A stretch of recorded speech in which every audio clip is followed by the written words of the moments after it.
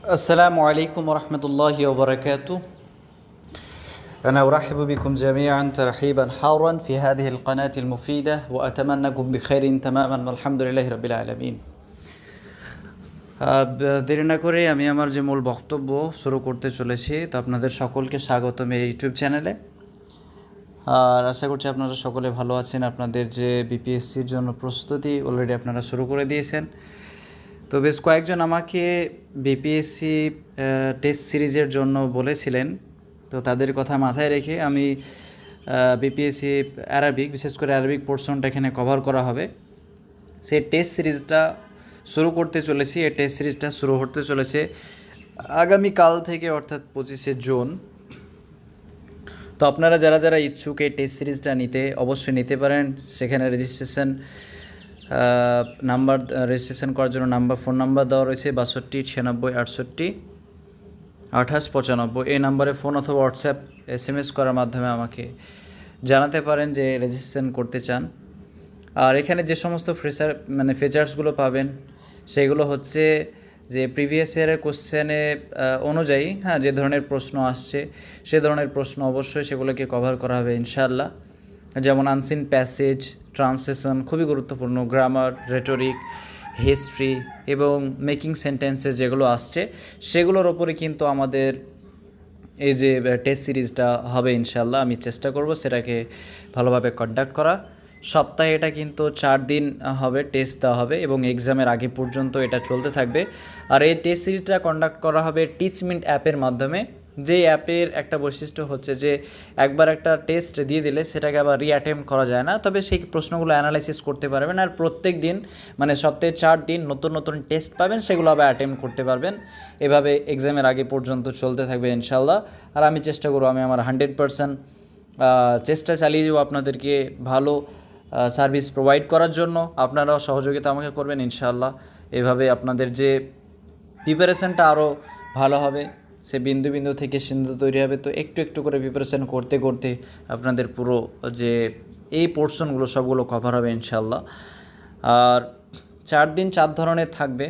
যেমন যদি একদিন আনসিন প্যাসেজ টেস্ট সিরিজ থাকে, বলতে একদিন আনসিন প্যাসেজ যদি থাকে, তো অপর দিন থাকবে গ্রামারের ওপর, তারপর দিন হিস্ট্রি এবং রেটরিকের ওপরে, তারপর দিন ট্রান্সলেশনের ওপরে।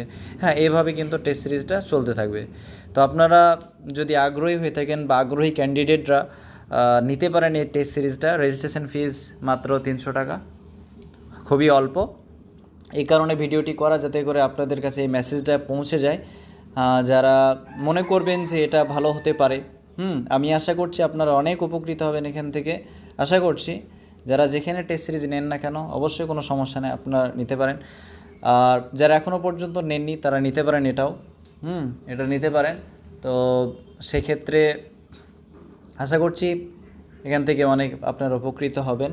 আর যাই হোক, বেশি আর কথা বাড়াচ্ছি না। আপনাদের এক্সাম এর এখনও তো কোনো ডেট ফিক্স হয়নি, সেটা জানিয়ে দেওয়া হবে ডেট কবে হতে পারে এক্সামটা। তবে শোনা যাচ্ছে এরকম যে আগস্ট অথবা আগস্টের শেষের দিকে অথবা সেপ্টেম্বরের প্রথম দিকে হতে পারে। তবে যবেই এক্সাম হোক না কেন আপনাদের প্রস্তুতি আপনারা চালিয়ে যান। বিশেষ করে হিস্ট্রি, আরবিক সাহিত্যের ইতিহাস থেকে যে প্রশ্নগুলো আসছে খুব যে কঠিন আসছে তা কিন্তু না, খুবই সহজ বললেই চলে। ওপর প্রশ্ন আসছে। যে সমস্ত পার্সোনালিটিগুলো খুবই গুরুত্বপূর্ণ, যেমন জাহেরি যুগ থেকে ইমরাউল কায়েস রয়েছে, জুয়াইর বিন আবি সুলমা, ওদিকে মুখাদরামিনদের মধ্যে কাব বিন জুয়াইর রয়েছে, খানসা রাদিয়াল্লাহু আনহা রয়েছে, ওদিকে রয়েছে হাসান বিন সাবিত রাদিয়াল্লাহু আনহু। আর উমাইয়া যুগের মধ্যে খুবই গুরুত্বপূর্ণ পার্সোনালিটি, যেগুলো থেকে প্রশ্ন একদম করে, যে কোনো কম্পিটিটিভ এক্সামে করেই থাকে, যেমন নেটে হোক অথবা সেটে হোক অথবা সিবিটি এক্সামগুলোতে হোক না কেন, আখতাল ফারাজদাক জারির এগুলো থেকে প্রশ্ন আসেই। আব্বাসি পিরিয়ড যেমন মোতানাব্বি থেকে থাকতেই পারে, আবুল আল মারি থেকে প্রশ্ন আসেই, প্রায় আসে। আবুল আল মারি থেকে প্রশ্ন কিন্তু আসেই। এটা আবুল আল মারি আব্বাসি পিরিয়ড থেকে, আবুল আল মারি, তারপর মোতানাব্বি, আবুল আতাহিয়া, ওদিকে রয়েছে আবু নুয়াস, এসব সম্পর্কে কিন্তু প্রশ্ন আসে। আর এদিকে আন্দালাসের যুগ থেকে যদি বলা হয়, যেমন ইবনে জায়দুন খুবই গুরুত্বপূর্ণ একটা পার্সোনালিটি, ইবনে খাফাদা, খাফাজা, এটাও একটা গুরুত্বপূর্ণ একটা পার্সোনালিটি, ব্যক্তিত্ব, সাহিত্যিক। তারপর ইবনে তুফাইল, ইবনে সোহাইদ, এগুলো গুরুত্বপূর্ণ। এদিকে আসরুল হাদিসে সে ক্রিটিক হোক অথবা যারা কাসুন, যারা শর্ট স্টোরি লিখেন তাদের মধ্যে হোক, অথবা আসহাবুল মাকালা। আসহাবুল মাকালার মধ্যে যেমন আহমদ আমিন খুবই গুরুত্বপূর্ণ পার্সোনালিটি। এর উপরে প্রশ্ন এসেছিল ফায়দুল খাতির এই বইটার উপরে, এর যে বিষয়বস্তু জিজ্ঞাসা করা হয়েছিল ওটা মাজমুআতুম মিনাল মাকালাত। আর ওদিকে তহা হুসাইন গুরুত্বপূর্ণ। আব্বাস মাহমুদ আল আক্কাদ এর উপরে একটা প্রশ্ন এসেছিল, যেমন ওই তো গান্ধী, মহাত্মা গান্ধীর উপর একটা যে বই কে লিখেছিলেন ওটা আব্বাস মাহমুদ আল আক্কাদ, এই প্রশ্নটা এসেছে। তহা হুসাইন, মিখাইল নোয়ামার যে গিরবালের বিষয়বস্তু সম্পর্কে প্রশ্ন করা হয়েছে। গিরবাল এমন একটা বই, এই বইটার উপরে কত যে প্রশ্ন হয়েছে, নেট থেকে শুরু করে, সেট থেকে শুরু করে, CUET common university entrance test থেকে শুরু করে বিভিন্ন কম্পিটিটিভ এক্সাম, বিশেষ করে অ্যারাবিক পোর্শনে এই প্রশ্নটা প্রায় থাকে, যেগুলো আপনারা হয়তো জানেন। আর ওদিকে খালিল জুবরান গুরুত্বপূর্ণ পার্সোনালিটি। আর ওইদিকে রয়েছে আহমদ শৌকি, হাফিজ বিক ইব্রাহিম, মাহমুদ সামি আল বারুদি, খালিল মোতরান রয়েছে। হ্যাঁ, এছাড়াও ওদিকে রয়েছে নাজিকুল মালাইকা, এটাও খুবই গুরুত্বপূর্ণ একটা পার্সোনালিটি, যে নাজিকুল মালাইকার ওপরে প্রশ্ন থাকে। নাজিকুল মালাইকা, নিজার কুব্বানি, মাহমুদ দরবেশ, ফাদওয়া তোকান, হ্যাঁ, এই সমস্ত পার্সোনালিটি। তো আমি চেষ্টা করব গুরুত্বপূর্ণ জিনিসগুলো সেগুলোকে ফুটিয়ে তোলার। আর গ্রামার থেকে যেসব পোর্শন থেকে প্রশ্ন আসবে স্বাভাবিকভাবে, যেমন গ্রামার থেকে ওই মাফুলে ফিহিটা বেশিরভাগ দিয়ে দেয়, এরকম একটা প্রশ্ন এসেছে 9 কি 10 না 11 12 এসেছে। হ্যাঁ, এছাড়াও যে সেন্টেন্স তৈরি করা, হ্যাঁ, এটা খুবই গুরুত্বপূর্ণ। তারপর কীভাবে সেন্টেন্স তৈরি করা হচ্ছে ফেল মাফুল দিয়ে, ফেলের ওই যে ইয়ে থেকে আসে, হ্যাঁ, একটা সাবজেক্ট দিয়ে দিল, ওই সাবজেক্ট অনুযায়ী ফেল কোনটা হচ্ছে, এরকম প্রশ্ন এসেছে। তারপর রুট ওয়ার্ড এর মাদ্দা কী, এর থেকে একটা প্রশ্ন আসে স্বাভাবিকভাবে। তারপর ওদিকে মাহমুজ, মুতাল, মুদাআফ, হ্যাঁ, আর ওদিকে সাহি, এগুলো থেকে কিন্তু কোনো একটা প্রশ্ন আসে, হ্যাঁ, আসার মতো।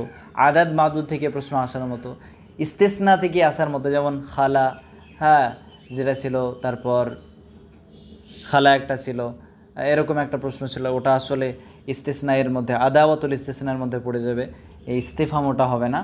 তো ইস্তেসনাও খুবই একটা গুরুত্বপূর্ণ, গ্রামার থেকে ইস্তেসনা, আদাদ মাদুদ।